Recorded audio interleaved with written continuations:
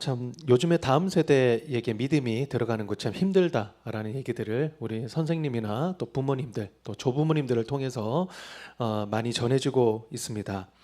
그런 의미에서 우리 신명기 6장 1절에서 9절 말씀을 읽었는데 좀 비슷한 상황인 것 같아요. 지금 이 광야의 시간들 한 40년 이렇게 지나와서 이제 가나안 땅이라고 하는 가보지도 못했던 그 땅을 바라보고 있는 가운데 있습니다. 들어가면 어떤 전쟁이 있을지 또 어떤 싸움이 있을지 또 어떤 어려움이 있을지 전혀 예상치 못하는 그런 어려운 가운데서 두려움에 떨었을 것입니다. 그리고 지금까지 이들을 인도해 왔던 모세라고 하는 지도자는 함께 들어가지 못하는 상황입니다. 얼마나 답답하고 또 두렵고 막막했겠습니까? 그렇지만 참 너무 감사한 것은 그렇게 극한 상황, 어려운 상황에서도 하나님께서는 그들을 포기하지 않으시고 말씀하신다는 사실입니다. 여러분, 우리에게 희망과 소망은 뭐냐? 바로 하나님의 말씀입니다. 그러니까 다음 세대에 소망 없다, 미래 없다 이런 얘기들을 하시는 분들이 계시는데 저는 도리어 여쭤보고 싶어요. 하나님이 살아계신다는 사실을 믿으십니까? 또 하나님께서 말씀으로 다음 세대를 이끌어 가신다는 사실을 믿으십니까? 라고 여쭤보고 싶어요. 왜냐하면요, 지금까지 교회 2000년 역사 동안 교회가 잘해서 지금까지 온 것도 있지만 살아계신 하나님께서 교회를 포기하지 않으셨기 때문에 지금까지 온 것 아니겠습니까? 앞으로도 마찬가지일 거예요. 성경에서도요, 말씀하시는 하나님이 계시지 않았다면 창세기 3장으로 그냥 끝났을 겁니다. 그러나 여러분, 성경이 왜 이렇게 두꺼울까요? 그 이유는 간단해요. 포기하지 않으시고 끝까지 찾아오시는 하나님이 백성들에게 말씀하시기 때문입니다. 말씀할 때 혼돈과 공허와 흑암이 새롭게 되기 때문인 것이죠. 그래서요, 우리에게 소망은 뭐냐? 바로 살아계신 하나님이십니다. 그래서 우리의 부르심을요, 크게 한 세 가지 정도로 좀 요약을 하고 싶은데, 이거 제가 누르면 됩니까? 어디 계시죠? 네, 다 같이 한번 따라하겠습니다. 다 같이 읽겠습니다. 시작. 하나님은 주어이시다. 우리 1절, 2절 말씀 다 같이 읽겠습니다. 시작. 이는 곧 너희의 하나님 여호와께서 너희에게 가르치라고 명하신 명령과 규례와 법도라. 너희가 건너가서 차지할 땅에서 행할 것이니 곧 너와 내 아들과 내 손자들이 평생에 내 하나님 여호와를 경외하며 내가 너희에게 명한 그 모든 규례와 명령을 지키게 하기 위한 것이며 또 내 나를 장구하게 하기 위한 것이라. 하나님께서 이 말씀을 하시는데 우리가 놓치지 말아야 되는 사실은 뭐냐면 바로 하나님께서 주어가 되신다는 사실입니다. 그래서 이 영어 단어가 중요하지 않습니까? 바로 through, 그다음 from. 그러니까 우리의 자녀들과 다음 세대는 나로부터 온 아이들이 아니라 하나님으로부터 온 아이들입니다. 그럼 나를 통해서 하나님께서 일하신다는 거예요. 근데 문제는요, 이 거꾸로 되니까 항상 문제가 되는 거예요. 나로부터 온 아이들이 하나님을 통하여 내가 일하겠다고 하니까 이게 안 되는 거예요. 근데 하나님으로부터 온 아이들, 이 아이들을 나를 통하여 역사하실 것이다 라고 생각하시면 거의 틀림이 없습니다. 그래서 우리 신앙의 핵심 중에 하나는 바로 이 주어를 누구로 생각을 하는가가 굉장히 중요한 것 아닙니까? 골리앗 앞에 누구도 나가지 못했습니다. 왜냐? 주어가 골리앗이었기 때문이죠. 골리앗은 덩치가 컸고 가지고 있는 무기가 엄청났습니다. 그리고 어렸을 때부터 용사였습니다. 골리앗 얼마나 무기고 대단하고 얼마나 덩치도 크고 또 어렸을 때부터 싸움을 잘했느냐라고 생각을 하면 누구도 못 나가는 거예요. 그런데 골리앗 앞에 나갔던 유일한 한 사람 누구였습니까? 다윗이었죠. 다윗이 뭐라고 고백을 했습니까? 너는 칼과 단창으로 내게 나오지만 나는 네가 모욕하는 만군의 여호와 하나님의 이름으로 너에게 나아가노라 라고 말하지 않았습니까? 다윗은요, 바로 하나님이 주어였습니다. 나를 통해서 역사하실 것이다 라고 믿으니까 거기에서 역사가 일어나는 것이죠. 제가 오늘 담임 목사님이랑 거의 1시간 반 넘동안 계속 이렇게 대화를 나누는데 여러 가지 제가 참 이 통찰력도 있고 또 참 은혜도 많이 받았습니다만은 잊혀지지 않는 한마디, 생명이 있으면 역사가 일어난다 라는 말씀이었습니다. 목사님이 그 말씀해 주시는데 참 제 마음이 뜨거워지더라고요. 여러분, 생명이 있으면 역사가 일어납니다. 하나님이 우리 교회 주어이시면, 하나님이 우리 가정의 주어이시면, 하나님이 나의 섬김의 주어이시면 역사가 일어난다는 거예요. 그렇지 않으면요 힘들다는 것이죠. 제 아들이 올해로 연세가 만 5세입니다. 제가 늦게 결혼을 하고 늦게 애를 낳아가지고 애가 그렇게 좀 개념이 없는데요. 제가 아이를 키우다 보니까 참 쉽지 않더라고요. 진짜 힘들었습니다. 이게 아이에게 이게 성질머리가 이게 보통이 아니에요. 지금 제가 한 1년 3개월 동안 개척을 해서 섬기고 있는데 이 성도님들에게 정말 죄송한 마음이에요. 그래서 제가 늘 사과를 드립니다. 성도님들 죄송합니다. 이렇게 인사를 드리면 성도님들이 목사님만 괜찮으면 우리 다 괜찮아요 라고 그렇게 할 정도로 얘가 감당이 안 되거든요. 그러니까요 제가 어느 정도인지는 말씀을 다 드릴 수는 없지만 저희가 신혼 때 어떻게 했느냐, 저희들 뭐 지참금 이런 것만 가지도 않고 뭐 했느냐면요 그 이 폴란드제 그릇을 샀습니다. 근데 이제 손님들이 많이 올 것을 대비해서 이제 비싸진 않아요. 근데 가성비가 높습니다. 그래서 그 그릇을 사놓고 첫 손님이 오길래 저희가 테이블 위에다가 그릇을 이렇게 얹어놓고 이렇게 뭐 과일이나 뭐 이런 간식들을 얹어놨는데 손님이 왔길래 마중을 나갔는데요 안에서 와장창창 소리가 들리는 거예요.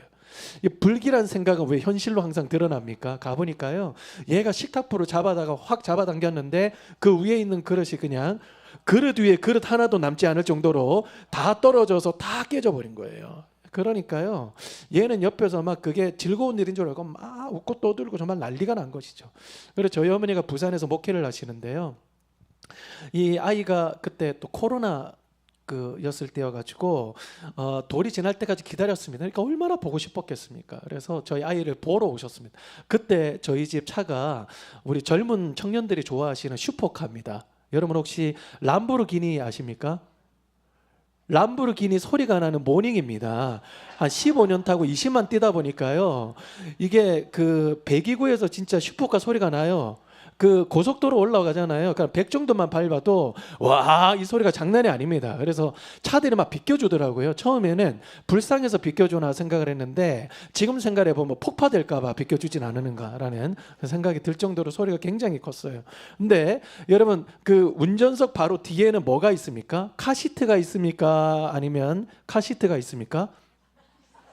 문제가 굉장히 쉽죠. 카시트가 있죠. 그래서 아이를 카시트에 앉혀놓고 그리고 제 옆에 앉으라고 그랬는데도 굳이 저 카시트 옆에 앉겠다고 고집을 피우시는데요. 조금 과장을 덧붙이면 저희가 호수를 놀러 갔는데 40분 동안 얘를 앉혀서 딱 뒤로 놓고 이렇게 가는 순간부터 이 도착하는 시간까지 얘가 모든 악을 모아서 악을 막 쓰기를 시작을 하는데요. 그 모닝에 무슨 썬루프가 있겠습니까? 그러니까 이 진동이 그대로 딱 이렇게 전해지는 거예요 저희 어머니한테. 근데 룸미러로 보니까 이제 실시간으로 얼굴이 잿빛으로 바뀌는 게 보이더라고요. 그래서 차를 딱 내리고 와이프랑 아이는 먼저 걸어가고 있고 저와 이제 저희 어머니는 같이 이렇게 뒤따라 가고 있는데 조용히 그러나 진지하게 제 옆구리를 툭 찌르면서 물어보시더라고요. 야, 자 성질머리는 누구 닮았노? 그 다음 말이 더 중요합니다. 니는 아이끼인데 네 밥은 어떻게 먹고 댕기는 거 맞지? 라고 물어볼 정도로 진짜 진지하게 그랬습니다. 하루는요 저희 아내가 너무 힘들어해서 설교 좀 다 끝내놓고 토요일 날에요 거의 종일 이 아이랑 함께 키즈 카페를 데리고 가서 같이 놀고 그다음에 내려왔는데 저희 이 모닝차 바로 옆에 원래 댈 때는 차가 없었거든요. 근데 이제 가려고 이제 문을 열려다 보니까 바로 옆에 큰 대형 세단 하나가 딱 대져 있었는데 검은 차였습니다. 그리고 앞에 별 마크가 이렇게 딱 있는 그런 차였습니다. 그래서 거의 처음 보는 차였거든요. 굉장히 큰 차였어요. 그래서 그런 차를 조금이라도 스크래치를 주면은 좀 피곤할 수 있겠다라는 생각이 들어가지고 저희 문을 살짝 반만 열었습니다. 카시트 앉히는 걸 반만 열어놓고 얘를 이렇게 들어다가 앉히려고 얘를 찾으려고 하는데 어느 순간에 갑자기 핵폭탄 터지는 소리가 퍽 하고 들리는 거예요. 그래서 제가 어디에서 핵폭탄이 터졌나 이렇게 두리번거리니까 그게 아니라 얘가 그 반쯤 열려져 있는 제 모닝차의 단문을 잡고 바로 옆에 있는 세단 차에 힘껏 스윙을 해가지고 팍 친 거예요. 그래서 어떤 소리가 들리냐면 도망가! 그 차는 벤땡이야! 그만 도망가! 그래서 저희 아내가 온 줄 알았는데 제 양심의 소리였습니다. 그래서 제가 스물스물 그 차 뒤로 가가지고 뭐라고 써져 있나 궁금해가지고 제가 이렇게 가서 보니까 S 뭐라고 써져 있었습니다. 그래서 제가 그 모델명을요 네이버로 바로 쳐보니까 이제 어느 정도로 해야만 그 차를 살 수 있느냐, 제가요 제 용돈을 11조를 하나도 안 떼고 80년 동안 모아야만 그 차를 딱 살 수 있더라고요. 네, 진짜 하나도 안 쓰고. 네, 그래서 이게 도망가야 되나 뭐 그런 생각도 들었습니다만은, 그래도 제가 돈이 없지 가오가 없지 둘 다 없지만은 그래도 믿음은 있어야 되겠다라고 생각이 들어가지고 가보니까 전화번호가 없어요. 이렇게 온 상가를 돌아다니면서요 그 정말 메모지 하나 볼펜 하나 구해가지고 거의 하나의 어떤 시를 하나 쓰고 왔습니다. 그래서 하여튼 아이가 갑자기 이렇게 확 하는 바람에 제 가슴도 무너졌고 저 차도 무너졌습니다. 왜냐하면요 이렇게 문콕 갈 때 보통 하는 일들이 있잖아요. 어떻게 하세요? 가서 해놓고 뿌끄뿌끄뿌끄 하잖아요. 이게 안 지워지면 진돗개로 바로 발령이거든요. 근데요 이게 완전히 파인 거예요. 그래서 차도 파였습니다. 너무나 죄송합니다. 그래서 그 당일날에 갔는데 연락이 안 왔습니다. 여러분 이거 그린라이트입니까 레드라이트입니까? 그린라이트죠. 왜냐하면 불쌍해서 전화를 안 했을 수도 있겠다는 생각이 들었습니다. 근데 그 다음날 아침에 처음 보는 번호로 그러나 뭔가 좀 잔뜩 무거운 목소리로 저한테 전화를 하신 분이 계셔서 그분이구나 라고 제가 직감을 했습니다. 그래서 그분이 하시는 말씀이 뭐냐면, 야 대단하세요. 요즘에 문콕하고 도망가는 사람들이 많은데 대단하십니다. 젊은 양반이 그러더라고요. 그래서 제가 뭐라고 그랬냐면 제가 뭐 그런 유혹이 없었던 건 아니지만 그래도 저는 목사입니다. 목사로서 그렇게는 할 수는 없어서 제가 그렇게 써놓고 왔습니다. 그러니까 그 전화를 해주시는 그 상대방이 뭐라고 그러냐면 목사님이세요? 저 장로입니다. 그러시더라고요. 여러분 이거 그린라이트입니까 레드라이트입니까? 100% 그린라이트죠. 근데 결과적으로 제가 말씀을 드리면요 선택을 두 개 중에 하나를 선택을 하시라는 거예요. 그래서 쎄했습니다. 그래서 처음에는 뭡니까 그랬더니 이게 정품 회사에 들어가면 문짝 다 떼내고 제가 렌탈도 하고 해야 되기 때문에 1,000만 원이 듭니다. 그럼 두 번째 옵션은 뭡니까 그랬더니 잘하는 공업사로 들어가면 100만 원에 끝낼 수 있는데 제가 50만 원 깎아 드릴게요. 둘 중에 하나만 선택하세요 라고 저희가 선택권을 줬는데, 여러분 이거 선택권이 없습니까? 아니면 선택권이 없습니까? 선택권이 당연히 없죠. 그래서 제가 2번이요 라고 하는 그 순간부터 속에서 부글부글 끓어오르는 거예요. 왜냐하면 얘 엄마랑 얘 아빠 접니다. 이 두 사람은 어떻게든 100원이라도 1,000원이라도 아끼려고요. 저희 이제 쿠팡 막 이런 데 보면은요 뭐 한 그 장바구니에 엄청 많이 들어가 있어요. 조금이라도 쌀 때 아니면 끝까지 예수님께 물어보는 거예요. 주님께, 주님 지금 이게 사는 게 최선입니까? 이걸 꼭 사야 되겠습니까? 후회하지 않겠습니까? 그러면서 어떻게든 뭐 100원, 200원, 1,000원, 5,000원, 10,000원을 아끼는데 얘는 한 방에 50만 원 후루룩 잡아 드시는 거예요. 너무 화가 났어요. 그 다음날 다른 교회, 제가 서울에 있는 어느 교회 제가 설교가 있어가지고 가는 내내 화가 나는데요 이게 부글부글 끓어오르는데 이게 해결이 안 되는 거예요. 근데 저도 웃긴 거예요. 아니 애가 그럴 수도 있지. 그리고 목사식이나 돼가지고 그렇게 화가 주체가 안 되면 너 어떡할래? 그래도 화가 주체가 안 됐어요. 그래서 제가 그때 설교를 어떻게 끝냈는지 기억이 안 나거든요. 근데 설교를 어떻게 끝나고 나오는데도 화가 주체가 안 되는 거예요. 하나님 이게 뭘까요? 그러는데 이게 해결이 안 돼요. 근데 어느 사거리에 제가 딱 주차를 하면서 정차를 해서 신호를 딱 기다리고 있는데 바로 옆에 큰 빌딩에 거대한 현수막에다가 어떤 시 한 구절이 써져 있는 거예요. 근데 그때 제가 주차를 한 상태이기 때문에 그 사진을 한번 찍었습니다. 뭐라고 써져 있었냐면, 제가 찍었던 사진인데요 아직 꽃 피지는 않았지만 이제 곧 활짝 피어나리라는 것 믿지라는 시 한 구절이었습니다. 근데 이 시 구절이 주님이 저한테 이렇게 물어보시는 것 같더라고요. 지금은 하나도 변할 것 같지도 않고 너를 답답하게 만들고 막막하게 만들고 화나게 만들지만, 그러나 내 안에서 이 아이가 성장했을 때 이 아이가 환하게 신앙적으로나 인격적으로 꽃피게 될 거라는 거 너 믿니? 라고 이렇게 물어보시는 것 같더라고요. 운전대를 잡고요 아멘 하고 울었습니다. 이 아이가 나의 주어라고 생각했는데 하나님이 나의 주어이셨네요. 제가 그렇게 화가 왜 이렇게 났을까 생각을 해보면 두려웠습니다. 이 아이가 이렇게 계속되면 어떡하지? 또 관계가 깨지면 어떡하지? 또 힘들어지면 어떡하지? 라고 하는 두려움 때문에 그렇게 화가 난 거예요. 그런데요 이 이후로는 이 아이랑 굉장히 잘 지내고 있습니다. 주어가 누구인가가 아주 중요한 것이죠. 제가 성경을 읽으면서요 궁금했던 것 하나 있었거든요.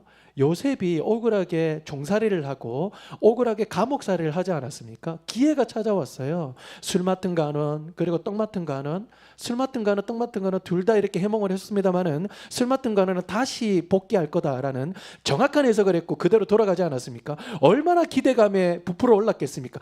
야, 저 사람이 바로에게 가서 나의 억울함을 조금이라도 얘기해주면 그럼 나는 이 감옥으로부터 내가 탈출이다. 얼마나 기대감에 부풀어 올랐겠습니까? 그런데 웬걸 완전히 잊어버렸습니다. 감옥에 있었던 시간이 최소 2년이에요. 여러분 2년 동안 요셉의 마음은 어땠겠습니까? 제가 기다림은 낭비가 아니다라는 책을 보니까 보통 기다리는 사람들의 세 가지의 감정이 분노, 자책, 무기력증에 빠지는 세 가지 중에 하나는 무조건 간다 그러더라고요. 요셉은 막 화가 났을까요? 자기를 자책했을까요? 무기력증에 빠졌을까요? 갑자기 하루아침에 바로 앞에 딱 서지 않습니까? 근데 바로가 너는 나의 꿈을 해석하라 라고 하니까 2년 동안 철저하게 잊혀진 그런 시간을 보냈음에도 불구하고 요셉은 그 바로에게 뭐라고 얘기합니까? 제가 해석하는 것이 아니라 하나님께서 당신의 꿈을 해석하실 것입니다. 요셉의 힘은 어디에 있었느냐? 모든 순간에서 보디발의 아내 앞에 서 있든 바로 앞에 서 있든 모든 주어가 하나님이었습니다. 여러분 우리 다음 세대 아이들 그리고 우리 자녀들에게 줄 수 있는 최고의 이 신앙 교육은 무엇입니까? 너는 너의 인생의 주인이 아니라 하나님이 너의 인생의 주인이시다. 하나님이 너의 인생을 인도해 주실 것이고 책임지실 것이다. 그러니까 오직 그만 의지하라. 오직 그만 예배하라. 라고 하는 이것이 신앙의 핵심 키워드 아니겠습니까? 여러분 이 자리에 계시는 우리 선생님들 또 조부모님들 또 부모님들 우리로부터 온 아이들이 아닙니다. 혹시 이 자리에 계시는 분들 중에 우리 자녀는 또 우리 손주들은 교회 안 나오는데 두려워하시는 분들이 계십니까? 두려워하지 마세요. 여러분들이 걱정하시는 것보다 여러분들이 자녀와 손주들을 붙들고 계시는 것보다 하나님께서 더 여러분들의 자녀와 손주에 관심이 더 많으세요. 결국은 붙드실 것입니다. 포기하지 말고 기도하십시오. 하나님 반드시 일으키실 거예요. 여러분 하나님이 우리의 주어이십니다. 잊지 마시기를 바랍니다. 다음으로 가서 다 같이 읽겠습니다. 시작. 하나님 말씀을 최우선으로 두라. 네, 하나님 말씀을 최우선으로 두라. 6절에 7절 말씀 다 같이 읽겠습니다. 시작. 오늘 내가 내게 명하는 이 말씀을 너는 마음에 새기고 내 자녀에게 부지런히 가르치며 집에 앉았을 때든지 길을 갈 때든지 누워 있을 때든지 일어날 때든지 말씀을 강론할 것이며. 사사기 말씀은 애프터입니다. 비포는 뭐죠? 우리가 읽었던 신명기 말씀이에요. 가나안 땅에 들어가기 전. 그리고 사사기 말씀은 가나안 땅에 들어가고 난 후. 근데 2장 10절 13절 말씀을 보니까요. 다른 세대가 태어났는데 이 사람들의 특징은 뭐냐면 여호와를 알지 못했대요. 그러므로 우상 앞에 절하고 있고 그러므로 우상 앞에 엎드리고 있는 거예요. 그러니까 여러분 이 말씀에서 나오는 패턴이 뭐예요? 여호와를 알지 못함으로 우상 앞에 절하였더라. 여호와를 알지 못함으로 우상을 섬겼더라. 근데요 저 구절에서만 반복되는 것이 아니라 성경 전체적인 패턴입니다. 여호와를 알지 못함으로 망하는도다. 계속 패턴이 반복되는 거예요. 여호와를 알므로 여호와를 예배하였느니라. 여호와를 알지 못함으로 이 세상 앞에 무릎을 꿇습니다. 여러분 둘 중에 하나예요.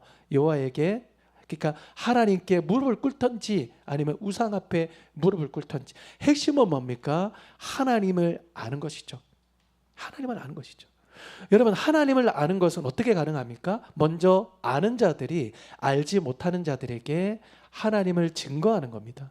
여러분 왜 다른 세대가 태어났을까 고민 한번 해봤거든요. 성경에는 안 나와요. 근데 제 나름대로의 결론은 뭐냐면 이 다음 세대 아이들에게 뭐 제자들이나 손주 자녀일 수 있겠죠. 아이들에게 하나님을 가르치는 것에 최우선순위를 두지 않았기 때문이다 라고 저는 이야기를 하고 싶습니다. 제 주변에 애가 교회를 안 나오는데요. 어떻게 하면 좋을까요? 묻는 분들이 많이 계시거든요. 저는 이제 그런 부모님도 굉장히 많이 만났습니다. 근데 저희 교회 어느 집사님 이야기를 드리거든요. 이 집사님은요, 이제 두 하나 아들이 그 지독히도 교회를 안 나왔습니다. 근데 교회를 나오고 있어요. 누구랑 같이 나오냐면 약혼자랑 교회를 같이 나오고 있어요. 6월 6일 날 이제 결혼을 앞두고 있는데 이 아들과 약혼자에게 딱 한마디만 했다 그럽니다. 너희들 예물 가져오는 거, 부모님한테 잘하는 거, 이런 거 저런 거 다 필요 없다. 딱 하나만 된다. 교회 나와라. 그 과정 모든 내용들을 다 들어보면요, 그러니까 아이로부터 그리고 그 배우자와 그 가족들로부터 이 집사님이 뭐 원할 수 있고 받아야 되는 내용들이 너무 많았습니다. 왜냐하면 이 균형이 안 맞기 때문이죠. 근데 상견례를 할 때 저는 다른 것 바라지 않습니다. 당신 딸이 교회만 나오면 저는 모든 것들을 다 포기하겠습니다. 저를 안 찾아와도 되고, 그리고 저에게 안 잘해줘도 되고, 뭐 열심히 뭐 저에게 뭐 만들어줘서 뭐 이렇게 해주고 이런 거 절대로 안 해도 됩니다. 저는 딱 하나, 교회만 나오면 됩니다. 최우선순위가 바로 하나님을 섬기고 교회를 나오는 것으로 딱 밀고 나가니까 그 아이가 준 교회에 굉장히 열심히 지금 나오고 있습니다. 최우선순위. 하나님의 말씀을 전하라라고 했지만 왜 말씀을 전하지 않았을까요? 막상 가나안 땅에 들어가 보니까 전쟁이 굉장히 많았어요. 근데 최우선순위가 뭘까요? 일단은 전쟁에서 이기고 보자. 그 순간에 하나님의 말씀을 가르치는 것은 뒷전으로 가 있었을 것 같아요. 자, 전쟁에서 이겼습니다. 그럼 일단 안정되고 보자. 그럼 안정이 됐습니다. 그럼 어떻게 돼요? 유지하고 보자. 그러면 그럴수록 하나님의 말씀을 가르치는 것이 최우선순위가 아니라 계속 후순위로 밀리는 거예요. 그러나 결론적으로 다른 세대가 태어나게 된 것이죠. 여러분, 하나님의 말씀을 가르치는 것을 최우선순위로 두십시오. 이건 제 말이 아니라 하나님의 말씀입니다. 하나님의 말씀입니다. 제가 광명역에서 동대구역까지 KTX를 타고 내려가는데 장거리를 타고 내려갈 땐 처음에 관심사가 뭐냐면 제 옆에 앉아 있는 제 옆에 앉을 그 사람입니다. 누군가. 솔직히 말씀드리면 내 또래 남성분은 안 앉았으면 좋겠다라고 하는 것이 제 솔직한 바람이거든요. 왜냐, 데이터상으로 놓고 보면 제 옆에 제 또래 남성분이 앉잖아요. 그 미묘한 신경전이 있어요. 그걸 2시간 동안 하고 가야 돼요. 팔걸이에 누가 먼저 팔을 점령할 것이냐, 그리고 다리를 쫙 벌리고 가시는 남성분들이 쪽벌남이신데 그럼 저는 겸손하게 이 다리를 쭈그리고 가야 되거든요. 이거 힘을 줘야 돼요. 2시간 동안 해보세요. 다리가 후들거리면서 교회를 가야 됩니다. 진짜 힘들어요. 근데 천안아산역에 사람이 내리는데 제 또래 남성분이 앉는데요, 제가 팔걸이에 팔을 걸고 있었거든요. 제 팔을 밀어내시면서 앉으시더라고요. 다리를 쫙 벌리고 가시는 데가 바로 쭈그리가 됐습니다. 근데 어디선가 담배를 피우더라고요. 여러분, KT에서 담배를 피우는 게 여러분 이해되십니까? 안 되죠. 그래서 누가 담배 피우죠? 그랬더니 제 옆에 앉아있는 그 사람입니다. 담배를 얼마나 피우시는지 몸에서 담배 냄새 제 코를 계속 때리는 거예요. 그리고 옆에서 이 넷플릭스를 아시죠? 철지란 드라마거든요. 근데 이게 헤드셋을 썼는데 이게 한 5,000원이면 살만한 헤드셋 있죠. 뭐 노이즈 캔슬링 되는 거 이런 거 말고 그냥 옆에 다 들리는 거예요. 근데 그분이 얼마나 기가 나쁘셨던지 볼륨을 정말 이빠이 올려가지고 일본어 써서 죄송합니다. 네. 스미마생. 네. 그 최대로 올려가지고 이제 들으시는 거예요. 근데 옆에서 어떤 소리가 들리냐면 너 죽어라고 이런 소리가 들리는 거예요. 생각해 보세요. 팔걸이에 팔이 밀려났죠. 쭈그리가 됐죠. 담배 냄새 코를 계속 때리는데 옆에서 저한테 죽으라 그러죠. 그러니까 얼마나 마음이 답답하겠습니까? 어떻게 하면 좋을까요? 주님 지혜를 주셨는데 성경을 읽으면서 내려가라 라는 지혜를 주셔가지고 제가 가방을 선반에다 올려놨고요. 저는 창가에 앉아 있었고 가방 안에다가 성경책을 넣어놨는데 이 사람 다리를 쫙 밀고 손을 뻗어가지고 자크를 열고 성경책 잡고 하늘에 성경책을 내렸습니다. 재밌는 거는 드라마를 보는 이 사람이 갑자기 해서 하늘에 성경책이 내려오잖아요. 그러니까 시선이 성경책에 고정돼서 따라왔습니다. 한참 성경을 읽고 가고 있는데 요한복음 13장 1절 말씀을 딱 읽는 순간에 눈에서 눈물이 흐르는 거예요. 콧물도 흐르고요. 나중에는요, 고장난 수도꼭지처럼 콸콸콸 흐르는데 이게 스탑이 안 되는 거예요. 여러분, 너무 울면 들숨날숨 얽히는 거 아시죠? 이렇게 되는 거 아시죠? 가장 심각한 사람이 누굴까요? 제 옆에 앉아있는 그 사람입니다. 정장을 입고 넥타이를 맨 사람이 갑자기 하늘에 성경책을 꺼내더니 성경을 읽다 말고 갑자기 눈물을 흘리다 못해 지금 호흡이 얽히고 있다는 거예요. 그러니까 드라마 한번 보고 저 한번 보고 드라마 한번 보고 몇 번을 하더니 겸손하게 다리를 오므리고요. 그리고 헤드셋을 벗더니요, 패드를 덮고, 그리고 손을 가지런히 모으시더니 눈을 딱 감고 주무시면서 가시더라고요. 그래서 제가 옆에서 뭐라고 고백을 했느냐면, 물론 마음속으로만이죠, 주여 말씀으로 저 악당을 무절란다이다, 제가 그렇게 고백을 했는데, 요한복음 13장 1절 말씀을 통해서 제가 왜 그렇게 눈물이 났느냐면, 요한복음 13장 1절 말씀 뭐라고 써져 있습니까? 예수께서 유월절 전에 이 세상을 떠나 아버지께로 돌아가실 때가 이른 줄 아시고 자기 사람들을 사랑하시되 끝까지 사랑하시니라 라는 말씀이 써져 있습니다. 여러분, 때는 뭡니까? 곧 있으면 잡혀서 예수님이 사람들에게 육체적으로 부정당할 겁니다. 매맞음을 당하고 침뱉음을 당합니다. 그리고 제자들에게 부정당할 것입니다. 다 배신 때릴 것입니다. 여러분, 모르기는 모르되 그 고난의 길이 얼마나 끔찍한 길인 줄 알면 그 길을 못 걸어가요. 모를 때는 가죠. 근데 알면 못 걸어가. 예수님 다 아셨잖아요. 그리고 사람들은 억울한 거 못 참잖아요. 예수님 진짜 억울하셨잖아요. 제가 1도 없으셨잖아요. 제 제자 중에 하나가 여학생인데, 제가 교목을 할 때요, 교목 신문을 똑똑 두드리고 들어오더니, 목사님 저 하나님이 싫어요, 불공평해요 그러더라고요. 내가 왜 그랬더니, 지도 여학생인데 라이벌인 여학생이 있어요. 맨날 싸우고요, 시도하고 막 그래요. 근데 걔를 가만히 관찰을 해보니까 걔는 지가 먹고 싶은 거를 다 먹어도 살이 안 찌는 체질이라는 거예요. 근데 자기는요, 물만 마셔도 살찌는 체질이래요. 하나님이 그렇게 만들었기 때문에 불공평하대요. 제가 걔를 기숙사에서 가만히 관찰을 해봤거든요. 근데요, 걔는 물만 마시는 게 아니라 뭐를 물처럼 먹어요. 귤을 한 박스를 갖다 놓고 지 혼자 다 먹어요. 걔한테는요, 더 글로리가 중요한 게 아니라 더 칼로리가 중요하죠. 예수님은 진짜 억울하셨거든요. 자기 사람들, 제자들이죠, 다 도망가고 배신 때릴 거 아닙니까? 근데 사랑하셨는데 끝까지 사랑하셨대요. 예수님의 기도가 요한복음 17장에 막 나오잖아요. 모든 기도의 초점이 다 어디에 있습니까? 다 제자들의 진정한 필요에 초점이 맞춰져 있습니다. 아버지, 나는 이 세상을 떠나 아버지께로 가오나 그러나 이 세상에 남아있는 제자들을 위하여 비우니 그들을 진리로 거룩하게 하옵소서. 아버지의 말씀은 진리니이다. 모든 초점이 다 제자들의 진정한 필요에 초점이 있고, 그리고 예수님은 그 순간부터 입을 싹 닫으시고 사명의 길을 걸어가시는 겁니다. 살아계신 하나님의 말씀은 우리 다음 세대 아이들 영혼에 가장 필요한 양식입니다. 여러분, 세상을 이길 수 있는 힘, 그리고 세상의 음란함, 혼탁함, 혼미함, 이 가운데서 견뎌낼 수 있고 그리고 살아남을 수 있는 힘, 어디에서 나오겠습니까? 하나님의 말씀이죠. 여러분, 하나님의 말씀이 우리 다음 세대 아이들에게 가장 필요해요. 최우선순위 필요합니다. 마지막, 우리 세 번째입니다. 다 같이 읽겠습니다. 시작. 말씀을 몸에 새기라. 제가 이 영상을 가지고 왔는데요, 영상을 보기 전에 오늘날 저희는 이 아이들에게 있어서 이 믿음을 몸에 새기는 것이 아주 필요합니다. 장신대의 어느 교수님과 제가 대담회를 했었는데, 그분이 최근에 이 영국에 있는 에딘버러를 갔다 오셔가지고 깜짝 놀라셨대요. 원래는 복음화율이, 그러니까 교회를 다니는 사람들의 비율이 영국인들 중에 3%밖에 되지 않았는데 최근 들어서 7%까지 꿍청 뛰어 올랐답니다. 여러분, 계속 줄어드는 것은 하나의 어떤 트렌드긴 한데 이게 오른다, 이거는 거의 없는 일이랍니다. 그런데 이게 반 이상 이렇게 올랐다, 이거는요 거의 불가능한 일인데 지금 현재 그런 일이 벌어지고 있다는 것이죠.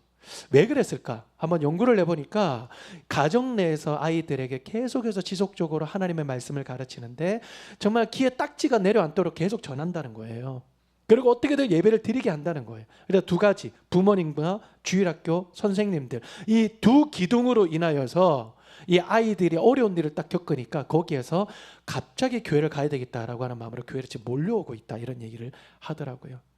믿음은요, 아까 우리 선생님들에게 말씀을 드렸지만 몸에 새기는 것입니다. 그 선생님이 오셨는지는 모르겠지만 아이들에게 가장 많이 하시는 말씀이 뭐예요? 그러니까 아까 뭐라고 그러셨죠? 좋은 말로 할 때 어금니 깎깨물어. 네.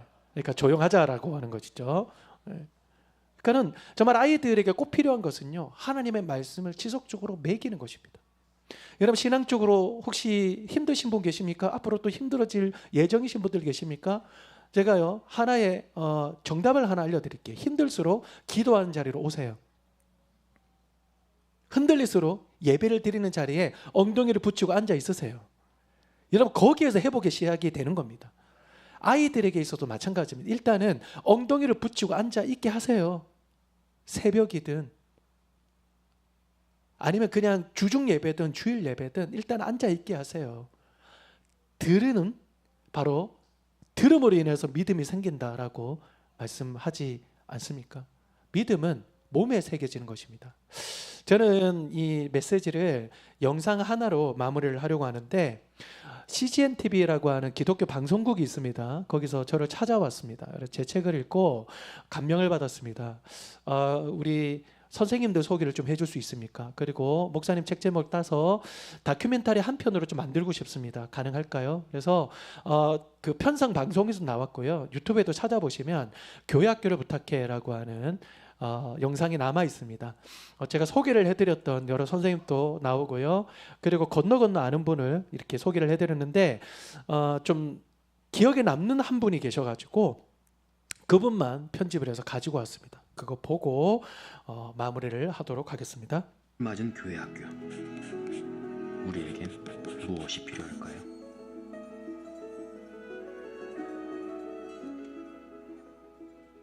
주일 아침 예쁜 앞치마를 맨 선생님들이 아이들을 맞을 준비에 한창입니다.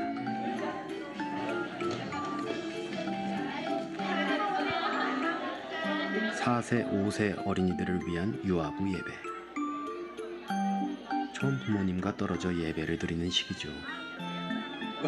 네. 아 그래요? 네, 어제 안 되는데. 그랬나 보자. 아빠 같이 있을게. 아빠 잠깐 화장실 갔다 오세요. 화장실 갔다 올게. 빨리 오세요. 네네. 네. 금방 빨리 올게. 오세요. 곽영미 권사는 이 교회 유아부 베테랑 교사입니다. 하나님 오늘도 우리 유민이가 예쁘게 차려입고 하나님 앞에 예배드리러 왔어요. 유아부 교사들은 아이들의 눈높이에서 함께 예배하고 말씀을 가르칩니다.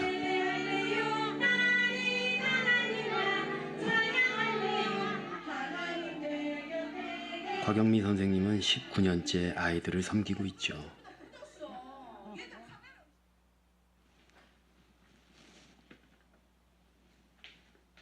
평소에는 남편과 아들을 챙기고 집안을 돌보는 평범한 가정주부.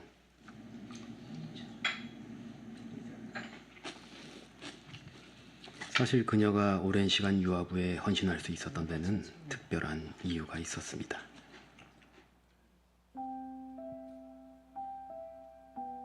큰아이가 다리가 아프다는 거예요.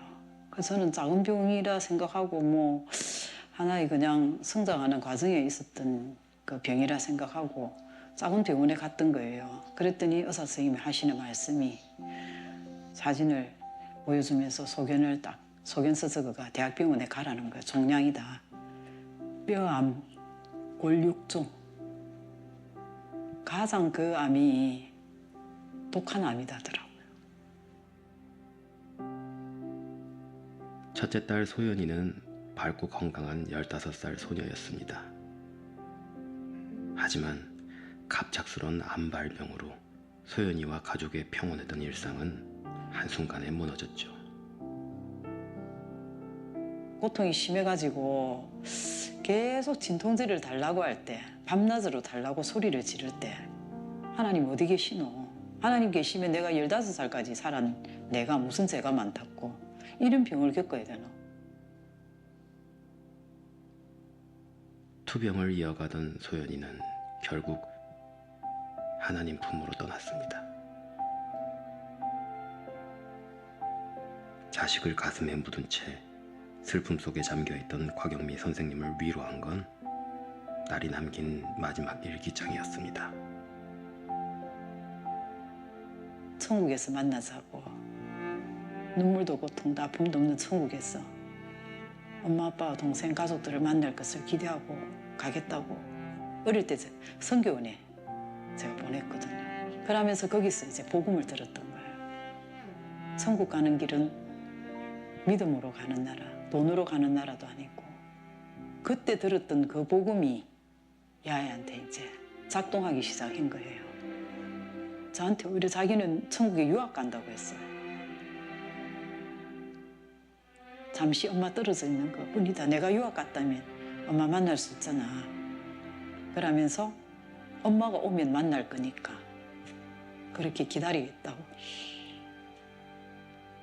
저는 거기서 제 위로를 다 받았지요. 얼마나 마무리를 이쁘게 잘해주고 간지 모릅니다.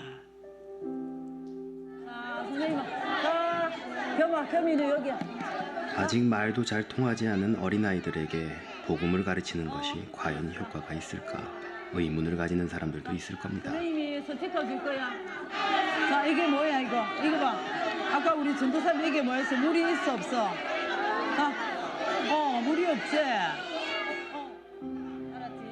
하지만 이해하지 못하는 것 같아도 아이들은 다 듣고 기억한다는 것. 이렇게 자꾸 그리고 천국의 소망은 어른아이 할 것 없이 모두에게 있어야 한다는 걸 그녀는 누구보다 잘 알고 있죠. 생기게 해주세요.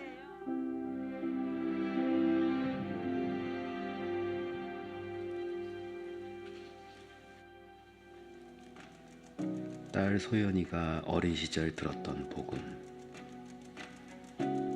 그 복음을 아이들에게 전하는 것은 곽영미 선생님의 평생 사명이 되었습니다.